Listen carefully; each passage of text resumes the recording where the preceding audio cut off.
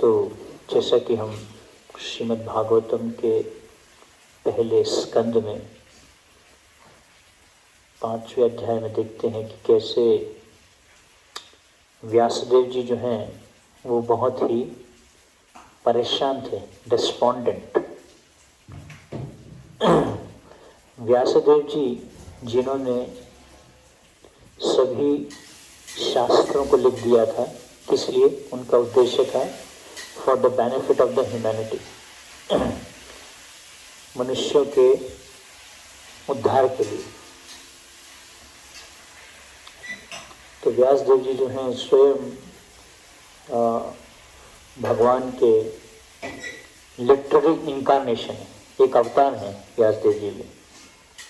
तो उन्होंने सभी शास्त्र लिखे, लेकिन उसके बाद में भी वो उनके मन में संतुष्टि की फीलिंग नहीं थी।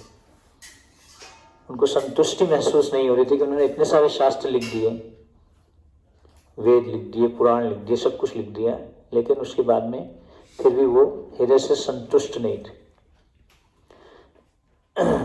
तो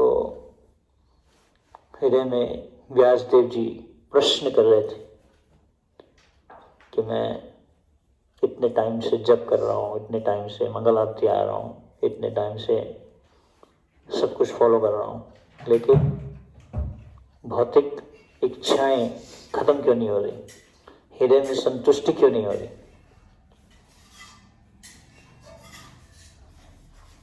बिकॉज अगर हम सही से भक्ति करते हैं तो तुष्टि पुष्टि शुद्ध अपायम अनुघासम, जैसे आप भोजन लेते हैं, प्रसाद लेते हैं, प्रसाद लेने के बाद में 3 चीजें होती हैं, तुष्टि पुष्टि शुद्ध अपायम अनुघासम, है ना।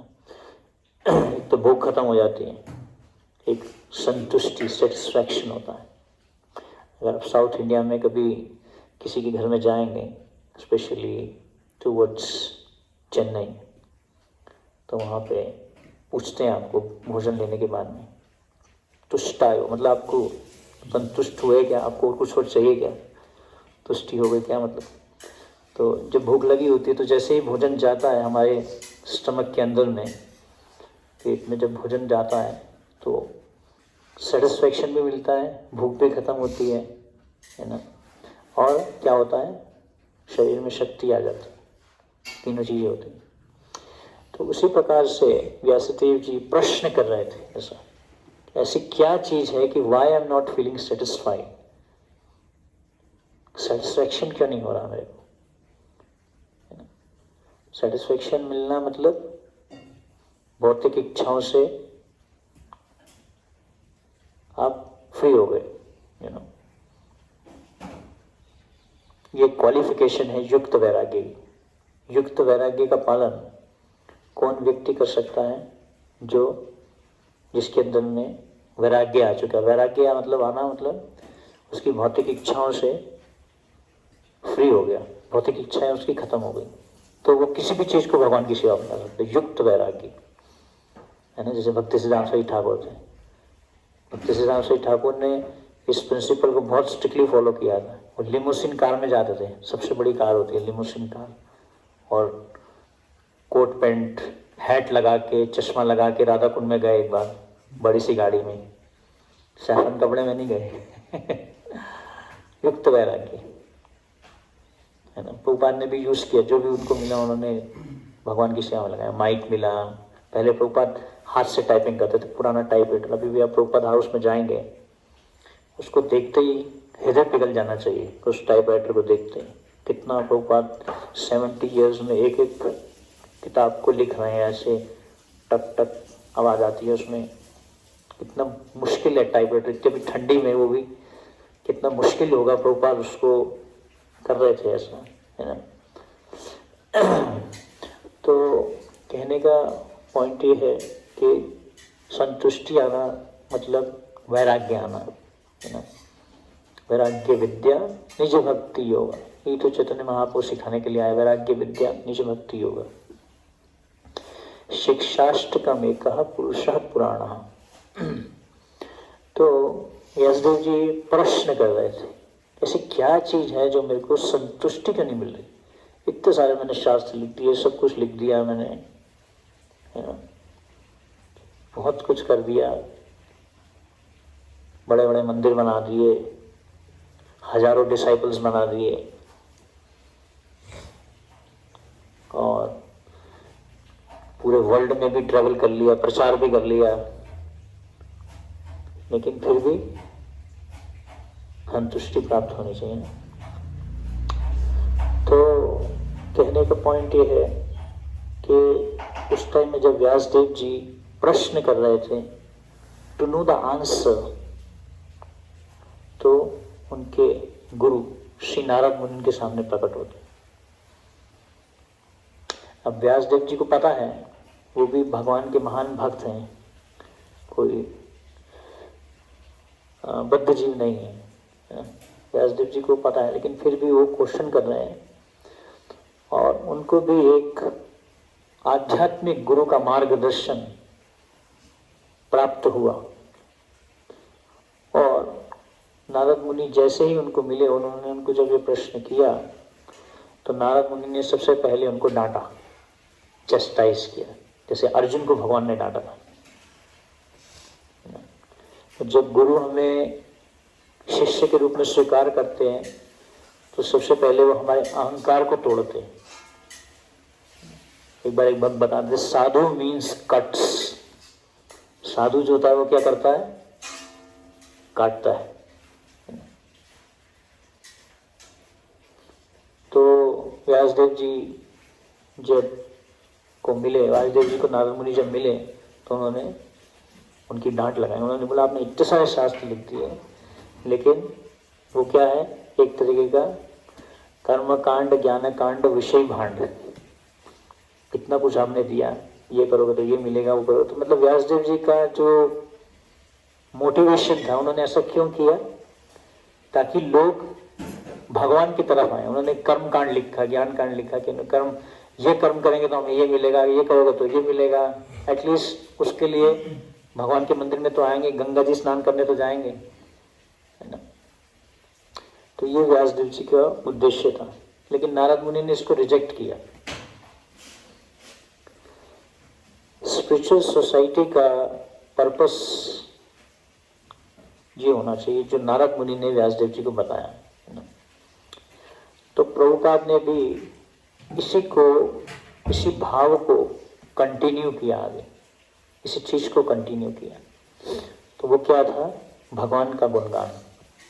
तो नारद मुनि ने बोला आपने इतने सारे शास्त्र लिख दिए, लेकिन आपने भगवान कृष्ण का और भगवान के कृष्ण के भक्तों का गुणगान तो किया ही नहीं। तो ही आपको संतुष्टि मिलेगी। जब तक आप भगवान और भगवान के भक्तों का गुणगान नहीं करोगे, तब तक आपको संतुष्टि नहीं प्राप्त हो सकती।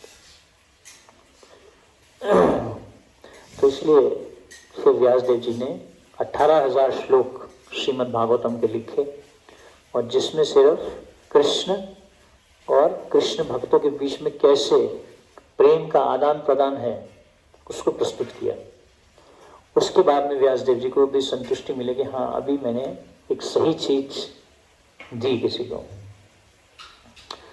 तो इसलिए जब हम किसी को प्रचार भी करते हैं तो हम उनको कभी भी गलत मोटिवेशन नहीं देना चाहिए। माना करोगे तो तुम्हारे एग्जाम में नंबर अच्छे आएंगे, माना करोगे तो तुम्हें धन देंगे भगवान, जरूरी नहीं है ऐसा। गलत मोटिवेशन देना है ना, सही मोटिवेशन देना उसको है। अगर आप गलत मोटिवेशन दोगे, और गलत मोटिवेशन से जब व्यक्ति भक्ति करेगा उसको संतुष्टि नहीं मिलेगी कभी, क्योंकि उसको गलत मोटिवेशन दे दिया आपने। पहले ही आपने गलत चीज सिखा दी उसको, गलत चीज बोल दी, है ना। तो उसका उद्देश्य, भक्ति करने का उद्देश्य जो नारद मुनि ने व्यासदेव जी को क्या दिया? भगवान का ग्लोरिफिकेशन। इसलिए जब हम भगवान की दर्शनार्थी में आते हैं तो हम भगवान का गुणगान करते हैं, गोविंदम आदि पुरुषम, या डिफरेंट गीत गाते हैं, भगवान के गुणगान करते हैं उनके सामने जब हम आते हैं। ये बताया गया कि दर्शनार्थी में जब हम आते हैं तो उस समय जो भगवान है बहुत खुश होते हैं दर्शनार्थी के time. Krishna is very happy that time. उस टाइम हम भगवान को जो कुछ भी मांगे भगवान देने के लिए तैयार है, स्पेशली भक्ति। तो हम दर्शनार्थी में इसलिए नहीं आते कि हमें कुछ चाहिए भगवान से, हमें अच्छा लगता है। हम क्यों जाते हैं? भगवान के गुणगान करने के लिए जाते हैं, क्योंकि ये भगवान का गुणगान करने का समय है। या मंगल आरती में हम क्यों जाते हैं? क्योंकि इससे मैं भगवान का गुणगान करूँगा, ये उद्देश्य है। प्रभुपाद जी भी वृंदावन छोड़ के निकृष्ट हेडक्वार्टर्स ऑफ माया न्यूयॉर्क वहाँ गए, और वहाँ जाके किस लिए गए? ताकि पूरे दुनिया में कृष्ण भावनामृत के द्वारा कृष्ण का गुणगान फैलाया जा सके, इसलिए गए। तो life of a devotee is a life of glorification of Krishna. जो भक्त का जो जीवन है वो क्या है? भगवान का गुणगान करने के लिए, है ना। कैसे मैं जप करूं कि जिससे भगवान का गुणगान हो? अलर्ट होकर ध्यान से भगवान के नाम को सुनना, इस तरीके से जप किया जाए कि जिससे मैं भगवान का गुणगान बढ़े। कैसे मैं व्यवहार करूं, या कैसे मैं प्रचार में जाऊं, या कैसे मैं व्यवहार करूं कि इससे लोग पूछे कि ये कौन से भक्तों के संग में रहता है। इससे भक्तों का और भगवान का गुणगान बढ़े, है ना। इसलिए भक्त बोल रहे थे, putting a tilak on a road is responsibility. तिलक लगा के रोड पे जाना और धोती कुर्ता में जाना एक बहुत बड़ी जिम्मेदारी है। कुछ भी आपने मिसबिहेव किया, तुरंत लोग क्या बोलेंगे? ये हरे कृष्णा वाले ऐसे होते। तो इसलिए व्यासदेव जी को नारद मुनि ने बोला कि आप क्या करो? कृष्ण का गुणगान करो, कृष्ण के भक्तों का गुणगान करो। इसलिए हम अपना जो दिन चालू करते हैं वो कैसे करते हैं? सबसे पहले सुबह सुबह हम भगवान के शुद्ध भक्तों का गुणगान करते हैं। भगवान का गुणगान भगवान को ज़्यादा पसंद नहीं आता। जब हम भगवान का गुणगान करते हैं, भगवान उसको ज़्यादा अटेंशन नहीं देते कि मेरा गुणगान कर रहे हैं।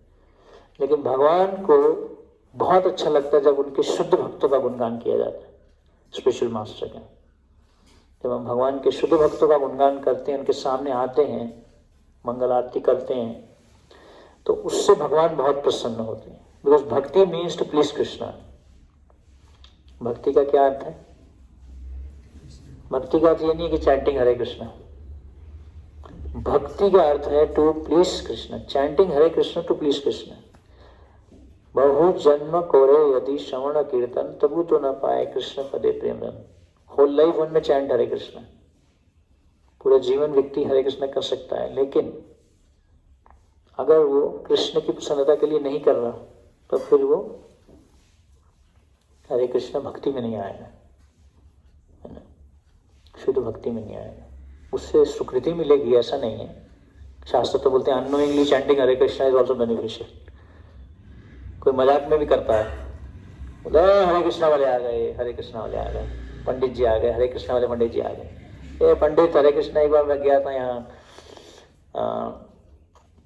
एक टेम्पल में था, मैं साउथ इंडिया के वाराणसी का टेम्पल में मैं एंट्री कर रहा था। तो मैं दर्शन करने के लिए थोड़ा लंबा रुक गया। मैं वाराणसी देव के दर्शन कर रहा था, तो मैं लंबे समय तक खड़ा हुआ था। तो जो पुजारी था वो दूसरे, ए हरे कृष्णा, बहुत देर हो गई, निकलो यहाँ से, हरे कृष्णा निकलो यहाँ से। बेनिफिट तो मिलेगा हरे कृष्णा बोलने का।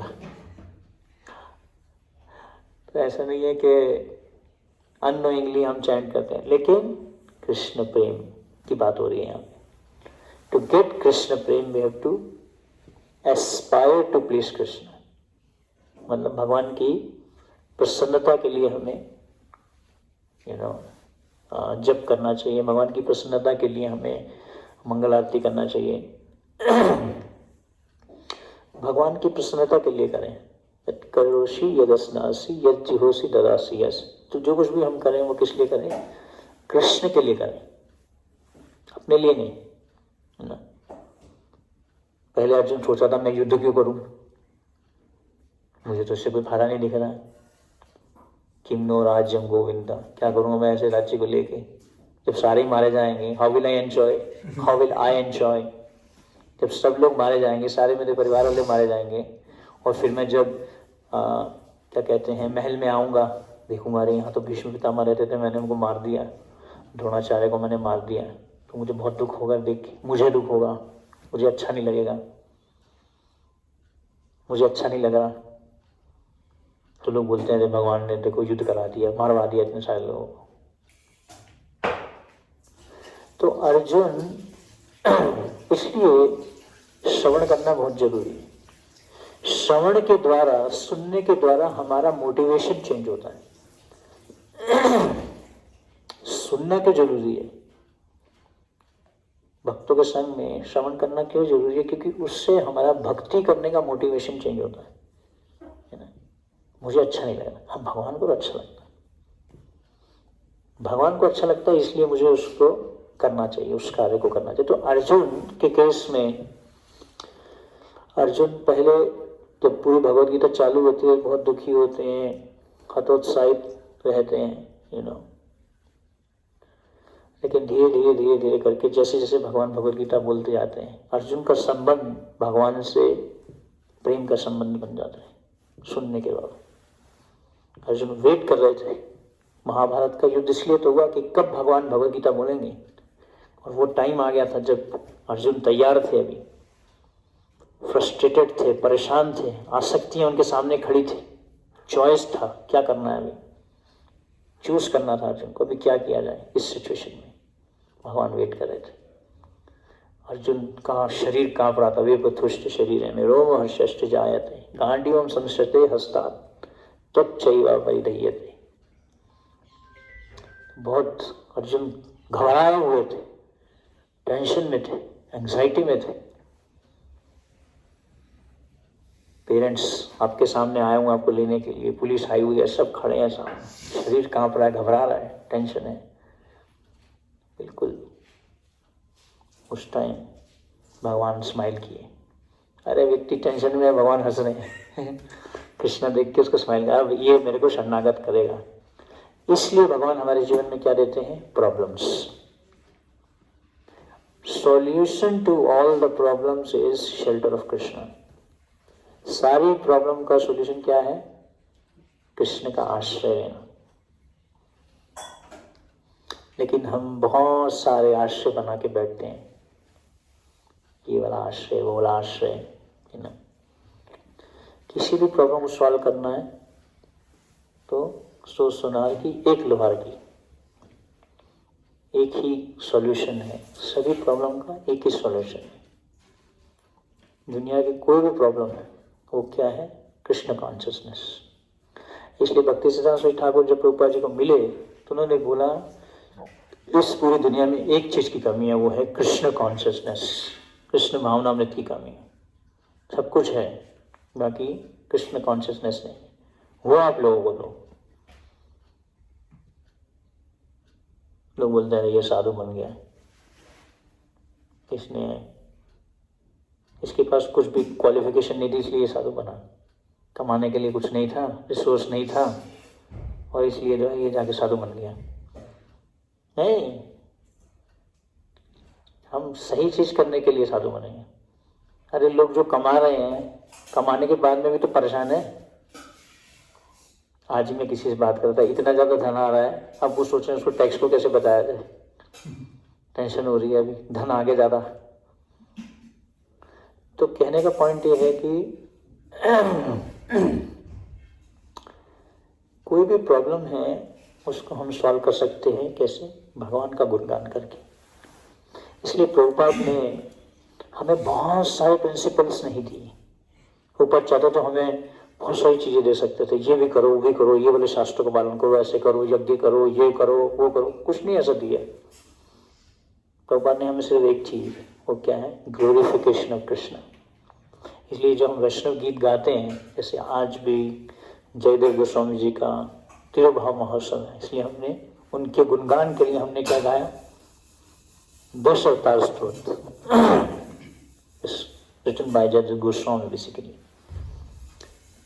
तो अभी इसमें कही है कि अरे प्रभुपाद ने इवन जब प्रभुपाद बावड़ी स्ट्रीट पे हिप्पीज को मिले तो प्रभुपाद चैतन्य महाप्रभु के बारे में बता रहे थे, और चैतन्य चरितमृत से रीड कर रहे थे। How Chaitanya Mahaprabhu is so merciful, Chaitanya Mahaprabhu is so great, ऐसे करके प्रभुपाद बता रहे थे हिप्पीज को।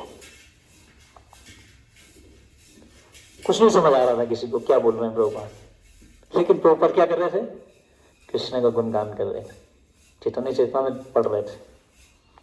पहली बार जब प्रभुपाद यहाँ पे आए वेस्टर्न डिवोटीज को लेकर राधा दामोदर मंदिर में, वहाँ पे प्रभुपाद डिस्कस कर रहे, nectar of instruction, nectar of devotion, in books को डिस्कस कर रहे थे नहीं लोगों को, जस्ट टू ग्लोरीफाई कृष्ण। तो इसलिए प्रभुपाद की बुक्स में कई लोग कभी कभी दोष ढूंढते हैं, Prabhupada did not give everything, Prabhupada ने सब कुछ नहीं दिया, और या तो उसमें मिस्टेक्स हैं, उसमें स्पेलिंग मिस्टेक्स हैं, या उसमें इंग्लिश की मिस्टेक्स हैं, ये वाली इंग्लिश जो है मॉडर्न इंग्लिश नहीं है। तो इसी 5वें अध्याय में फर्स्ट कैंटो में आता है तद्वा विसर्गो जनता विप्लव, चाहे बहुत सारी मिस्टेक्स भी हों, क्योंकि वो कार्य भगवान के गुणगान के लिए किया गया, इसलिए वो कार्य क्या है? परफेक्ट है, सही है। अपेरेंटली मिस्टेक्स दिख सकती है उसमें, भौतिक तरीके से देखेंगे तो उसमें बहुत सारी गलतियां है ना। आजकल लोग इवन स्पिरिचुअल सोसाइटीज में भी कॉरपोरेट तरीके से मैनेजमेंट करना चाह रहे हैं। प्रभुपाद एक जगह लिखते हैं, managing a spiritual institution in a material way will kill the society. अगर हमें स्पिरिचुअल सोसाइटी को नष्ट करना है तो क्या करो, उसमें मटेरियल तरीके से मैनेजमेंट करो या कॉर्पोरेट तरीके से मैनेजमेंट करो। कॉर्पोरेट तरीके से मैनेजमेंट करना मतलब कंपनी की तरह उसको चलाना, जैसे कंपनी को चलाया जाता है वैसे ही सोसाइटी का मैनेजमेंट चलाया जाए। ऊपर बोले that will kill the society, that will kill the institution, अगर ऐसे किया गया तो कहने का पॉइंट ये है कि किसी भी आध्यात्मिक कार्य को करने के लिए, आध्यात्मिक संस्था को चलाने के लिए हमें क्या चाहिए? स्पिरिचुअलिटी, अध्यात्म। अध्यात्म मतलब कृष्ण की प्रसन्नता के लिए कार्य करना। यस्मिन् तुष्टे जगत तुष्टो, जो व्यक्ति जड़ में पानी डालता है तो पूरे पेड़ को हरा भरा कर सकता है, उससे फल भी मिलेंगे। लेकिन अगर हम जड़ में पानी नहीं डालेंगे और गलत मोटिवेशन से चलेंगे, गलत मोटिवेशन से कार्य करेंगे, तो फिर ऐसी भक्ति में क्या रहेगा? घन तरल रहेगा। कभी तो उत्साह रहेगा, कभी ढीला रहेगा, कभी उत्साह रहेगा, कभी ढीला रहेगा। एक स्टेज होती है, भक्ति में ठाकुर अलग अलग स्टेजेस बताते हैं, विष्णु चक्रवर्ती ठाकुर।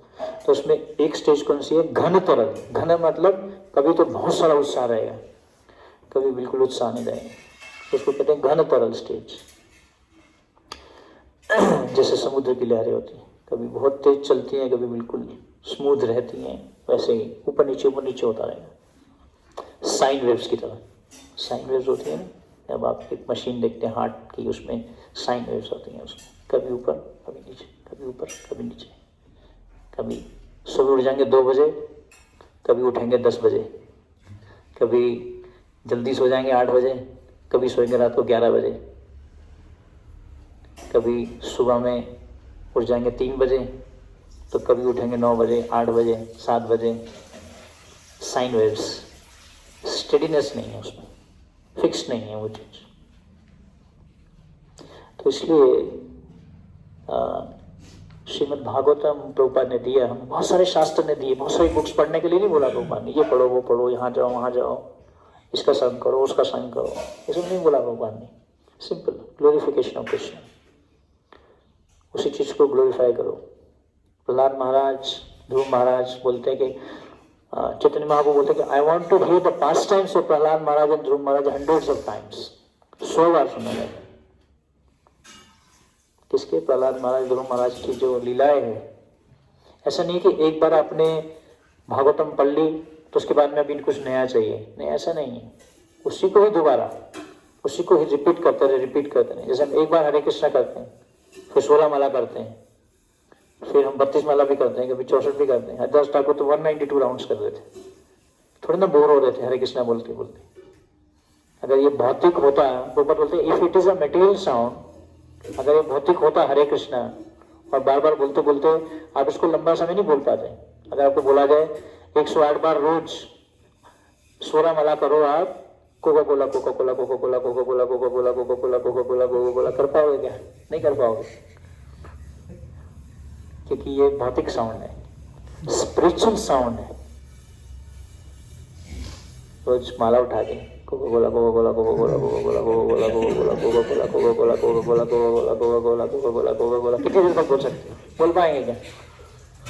नहीं बोल पाएंगे। अगर ये मटेरियल साउंड है, स्पिरिचुअल साउंड हरे कृष्णा इतना बड़ा मंत्र। जब मैं पहली बार डिवोटीज को मिला था, मैंने पूछा तो ये हरे कृष्णा मतलब क्या है, एक माला पे कैसे करना? हरे कृष्णा हरे कृष्णा हरे कृष्णा हरे कृष्णा हरे कृष्णा हरे कृष्णा हरे कृष्णा हरे कृष्णा हरे कृष्णा हरे कृष्णा हरे कृष्णा। मेरे को ऐसे समझ आया था। बोला नहीं, हरे कृष्णा कृष्णा कृष्णा हरे हरे हरे राम हरे नाम बोले अच्छा लग जाएगा। तो एक बार भी बोलते हैं तो बहुत डरा गया था। जब मैं डिवोटीज को मिला था, एक वेस्टर्न डिवोटीज ने मुझे बताया ऐसे हम लोग ऐसे करते हैं। तो बड़े प्रणाम होगा, दंडवत हो गया मैं उसको। तो बड़े तो महान लोग हैं, अंग्रेज लोग हैं, और ये लोग पूरा हरे कृष्णा बोलते हैं मंत्र, और ऐसे हरिदास ठाकुर करते हैं 190। तो रिपीट करना भक्ति में, किसी चीज को रिपीट करना doesn't mean it is boring, because it is a fresh realisations. उसमें फ्रेशनेस आती है कैसे? साक्षात्कार के द्वारा।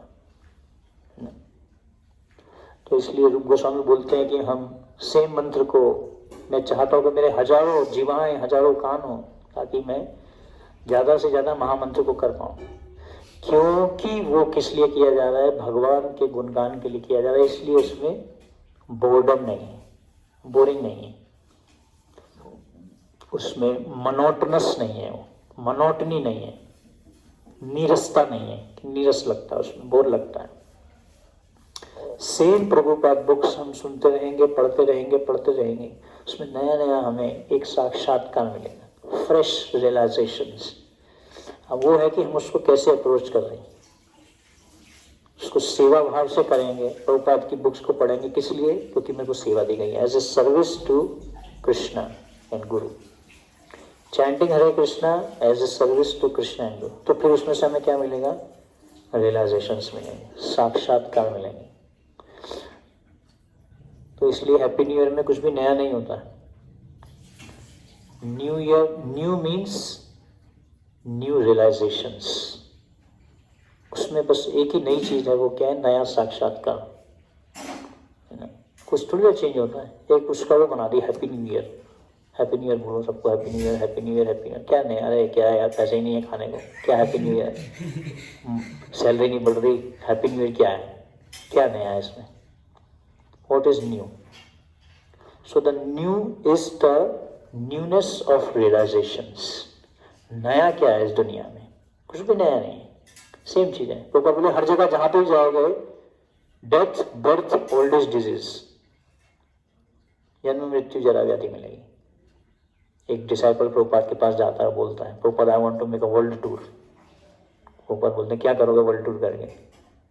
हर जगह तो यही है, जन्म मृत्यु जरा व्याधि, तो क्या वर्ल्ड टूर करोगे? किस लिए? तो हर जगह तो है, लोग क्या कर रहे हैं? ईटिंग, स्लीपिंग, मीटिंग, डिफेंडिंग, है ना, खाना पीना सोना बचाव करना, ही 4 चीजें तो कर रहे हैं। तो नया क्या है उसमें? नया क्या देखना है उसमें? तो नया क्या है? साक्षात्कार है। सेम मंत्र लेकिन न्यू रियलाइजेशन। सो जितना हम उसको सेवा भाव में करेंगे, भगवान को प्रसन्न करने के लिए करेंगे महामंत्र को, जितना हम उसको मंगल आरती को भगवान की प्रसन्नता के लिए करेंगे, जितना हम प्रभुपाद की बुक्स को भगवान की प्रसन्नता के लिए पढ़ेंगे, उतना ही हमें उसमें कुछ नया मिलेगा। भगवान देंगे उसमें से, गिफ्ट करेंगे। इसलिए रियलाइजेशंस आर गिफ्टेड। साक्षात्कार क्या है? भगवान गिफ्ट करते हैं हमें उसको। आप you can not gate realisations, उसको प्राप्त नहीं कर सकते आप कि मैं ऐसा करूँगा, hydrogen plus oxygen equal to, ऐसे करूँगा तो मेरे को क्या मिलेगा? रियलाइजेशन मिलेगा। ऐसा नहीं है, फॉर्मूला नहीं है ये, भगवान की इच्छा के ऊपर है। कब देंगे साक्षात्कार, क्या है, कह नहीं सकते। लेकिन एक भक्त जो है वो, जैसे साउथ इंडियन ब्राह्मण था, वो अपने गुरु के आदेश को इस भावना से फॉलो करा था कि मुझे आदेश मिला है इस भगवद गीता को पढ़ने का, तो मैं इसको भगवद गीता को श्रद्धा के साथ में पढ़ूंगा। तो पढ़ता जा रहा था तो स्वयं चैतन्य महाप्रभु आ गए। तो इसलिए जो बेसिक प्रिंसिपल जो मैं बोलना चाह रहा था कि कैसे हम जो एक भक्त का जो जीवन है वो किस लिए होता है, भगवान का गुणगान करने के लिए। भक्त को कुछ चाहिए नहीं, जो कुछ भी कर रहा है वो किस लिए कर रहा है, कृष्ण के गुणगान के लिए कर रहा है। कोई भी कार्य कर रहा है भगवान के गुणगान के लिए कर रहा है।